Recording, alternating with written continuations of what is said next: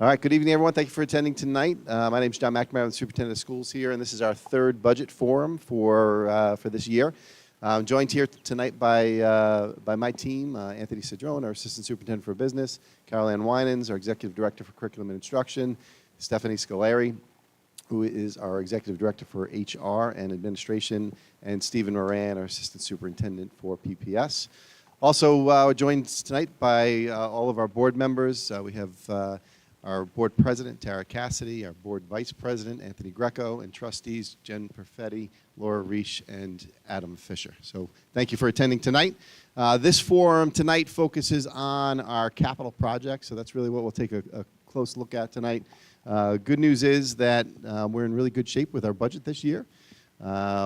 This is our third of 4 forums. Our last is tomorrow morning. We'll be over at the public library at about 10 o'clock.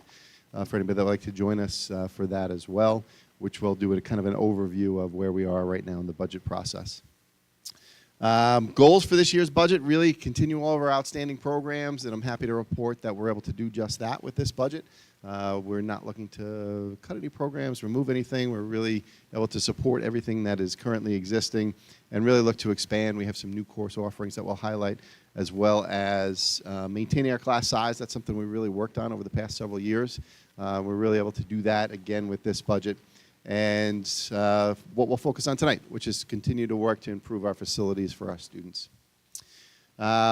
All good in terms of financial news, really good positive news in terms of our fiscal stress score from the comptroller's office continues to head in a positive direction, and a really stable financial condition for our district. This is where we currently stand with the budget. We are just under the tax cap of 2.89%. You can see our budget-to-budget increase of about $2.9 million and our tax levy increase of $1.9 million. And as I said, we're just under that 2.89% tax cap. We're going to have Ms. Winans just speak to some of our outstanding achievement. We always like to really highlight some of our commencement level achievements, so she'll just take a moment to do that as well. All right, good evening, everybody. So we're just going to take a couple minutes to talk about the achievements of the class of 2024. We had 67 AP Scholars, 50 AP Scholars with honor, 32 AP Scholars with distinction, 149 students received advanced placement AP recognition for their achievements. We had 89% of the class of 2024 completed at least one college level or advanced placement course. 67% of students took at least one AP exam. The average AP exam score at Wantagh High School in 2024 was a 3.4. 6 students earned an AP capstone diploma, and a total of 700 AP exams were administered. In terms of graduation, we had 16% of students earn a Regents diploma with advanced designation with honors by successfully completing 8 Regents exams with a score of 90 or higher. Last year, Wantagh High School set a new record with 57% of students earning a Regents diploma with advanced designation after successfully completing 8 Regents exams. 25% of the students earned a Regents diploma. 84% plan to attend a 4-year college, 7% plan to attend a 2-year college, 4 students plan to enroll in trade school, 10 students pursued employment opportunities, and 3 students entered the military. A highlight of the budget is the new courses that we're going to be able to offer next year. At the elementary level, we're going to be expanding our What I Need or WIN services to grade 3 to provide extra support to those students, individual attention, and more small group interventions. Special education, we have our LEAP learning experience and academic preparation classes at Wantagh Middle School. And at the high school, we're going to enter year 3 of the Science Research Academy expansion. We're introducing a broadcasting program, interior and exterior construction, a cybersecurity, which will eventually end in a certification, and we have our EMT certification night course, which will also allow students to earn their EMT certification.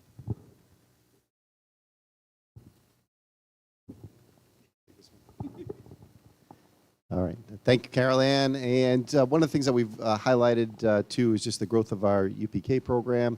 We're going to be able to continue to support that. We received a grant over the past several years from New York State. And once again, we'll be able to maintain the 8 sections of UPK, 4 over at Wantagh L, 2 at Forest Lake, and 2 at Mandalay. These are the big drivers in the budget. As you can see, we typically will highlight these each year, some of the large costs that we incur each year that we see significant increases in. And as you can see from this slide, we've had some increases in our special ed costs. ERS is a driver in this budget as well. That's our employee retirement system for those that aren't part of the teacher retirement system. Liability insurance, that's a driver for all of us. I think we're all kind of facing seeing increases in insurance across the board, some technology and cybersecurity upgrades, as well as some increases in transportation costs. And then the biggest driver, what we focused on last budget forum, which was negotiated salary increases, and we really did a kind of a significant overview in terms of what those positions are and what that looks like across the board in each building. This is the aid picture. We are looking to see where we're going to land in the final stages of this. April 1st today is the deadline for the New York State to adopt the budget. Unfortunately, we still don't have an adopted budget as of right now. It looks like that may be extended a little bit. So we are currently at using the governor's proposal, which was $22.8 million for us in terms of aid, which represented a 2% increase year over year. And we'll see if there's any additional funding that we receive as the legislature works through their process with the governor as they're negotiating that right now. They seem to be fairly well set on the financial side of it, and they're really just kind of working through some of the other asks in the budget that are more related to various laws that they're looking to include in there as part of the process. All right, so we're going to focus on capital projects. I'm going to invite Mr. Cedrone up to really kind of walk us through that. We're kind of excited about some of the capital projects that are included in this budget. Also kind of give the community an update on where we currently stand. We passed a significant bond. 2 of our bond propositions passed in 2022. And that work is finally starting to kick in. You're going to start to see that around the district. We had to start with some of the infrastructure pieces, and now we're really going to get into some of the meat of that over the coming months. So we'll highlight some of that work. And then as well, some of the work in our capital reserve fund that we have done and are looking to do for next year as well. So I'll turn it over to Mr. Cedrone, and he'll take you through the rest of the presentation.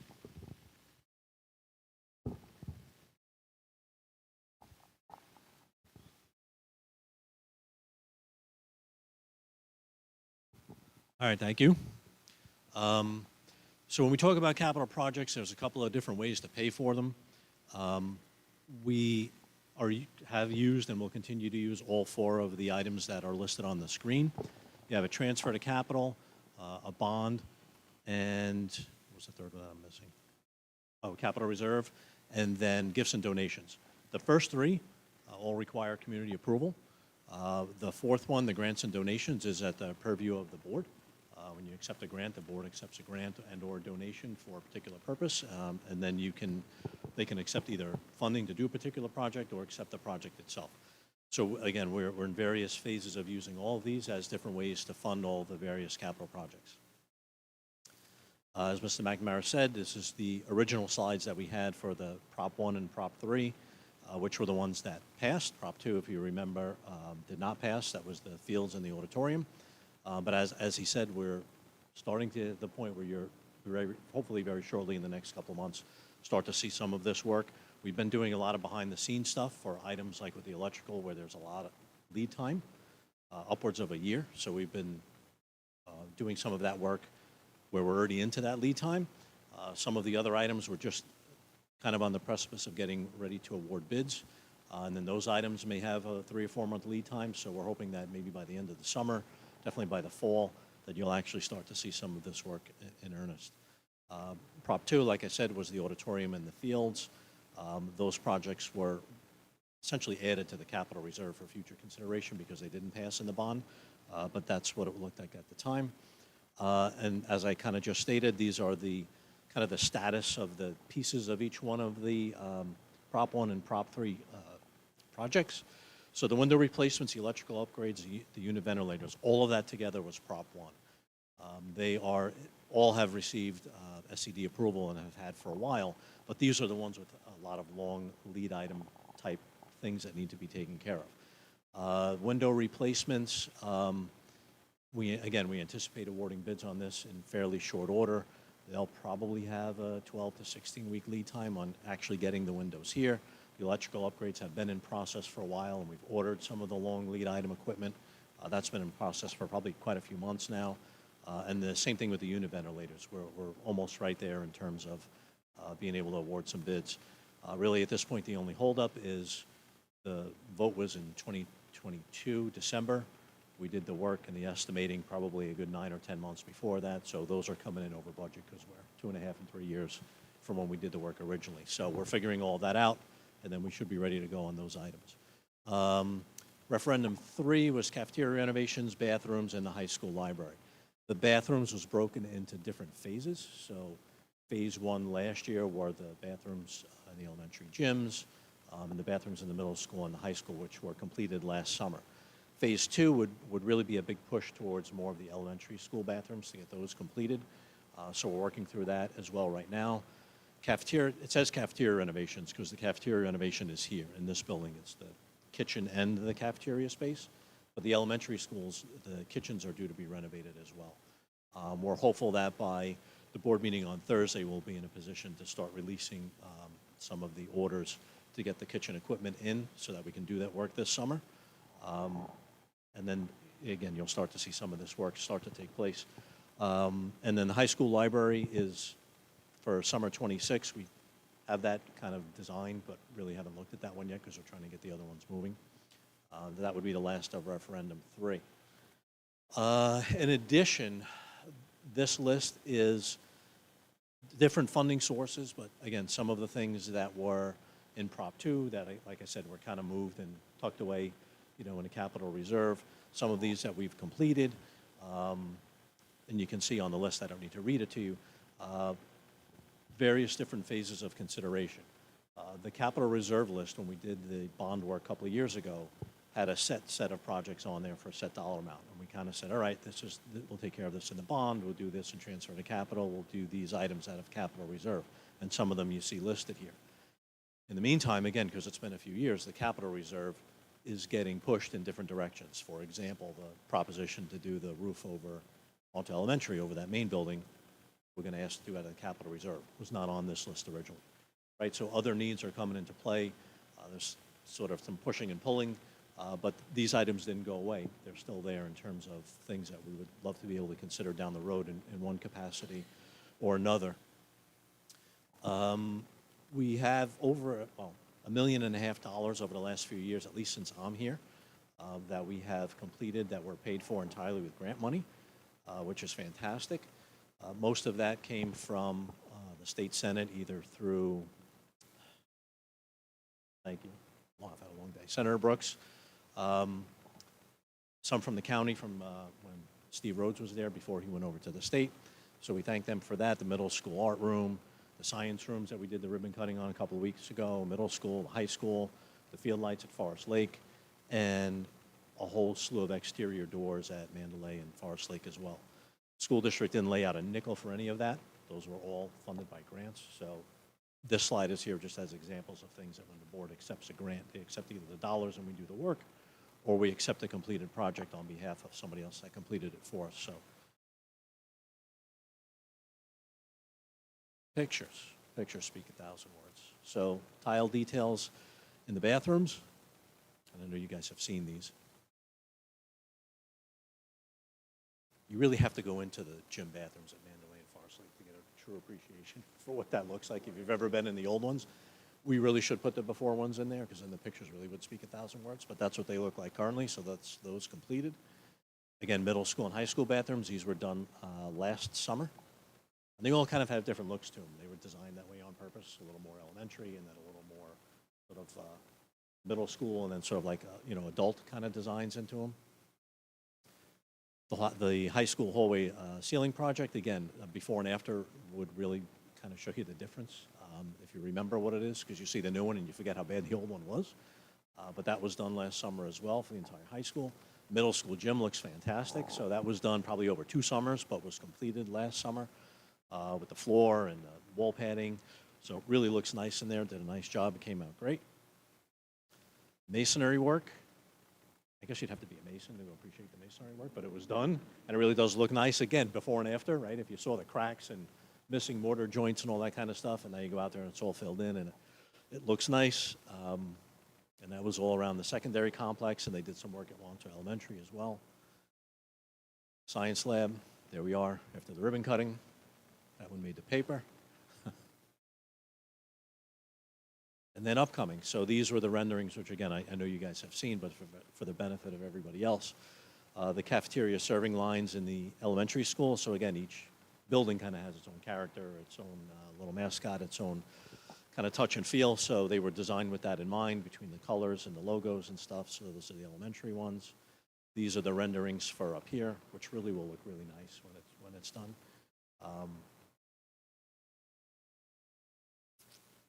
And then again, renderings for the high school library and 150, 152 for that space as well.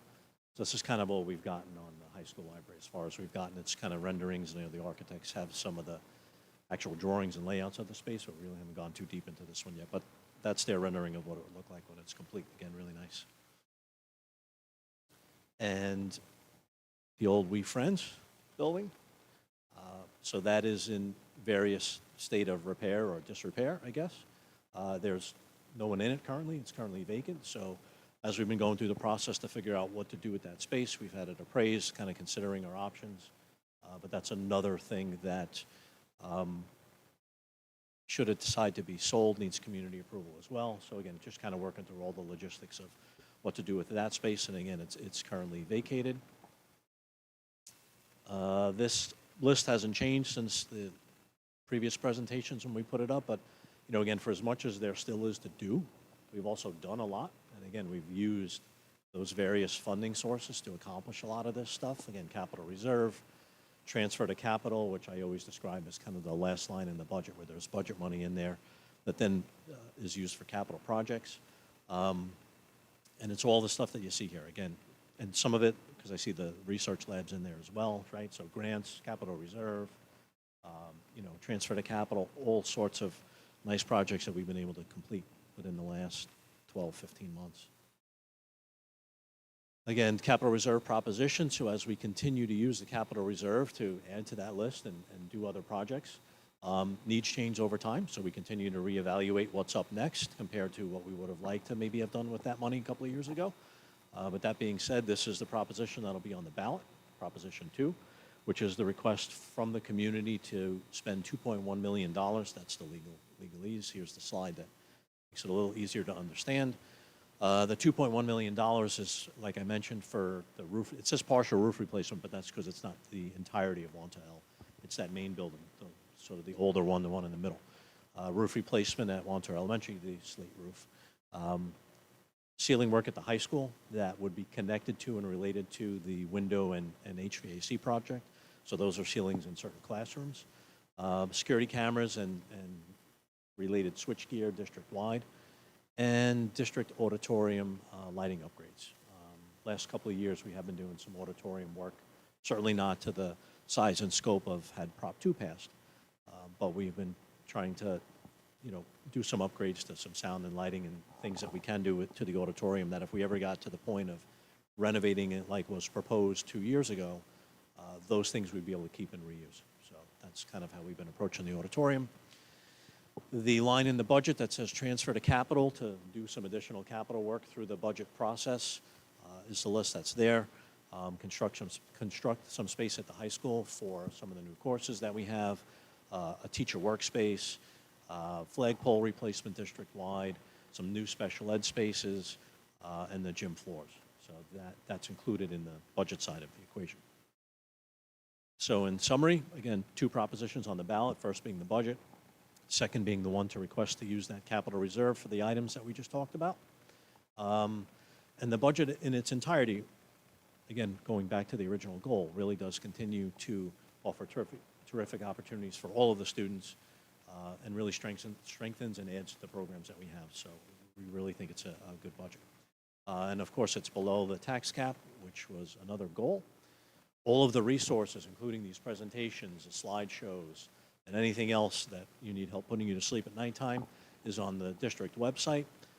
It's all updated as of now, other than things like the newsletter and a couple of more legal, presentation type documents that I need to post, which I can only do after the board adopts the budget. Otherwise, everything else is on the website, and that stuff will be forthcoming in another week or two. Again, the remaining date will be tomorrow morning at the library after tonight. And the vote, Tuesday, May 20th, all 3 elementary schools, 7 a.m. to 9 p.m. And questions, comments? Thundering round of applause. All right, if there's nothing else, then thank you very much for attending, for watching, and maybe we'll see some of you at the library tomorrow, otherwise May 20th, or some of our other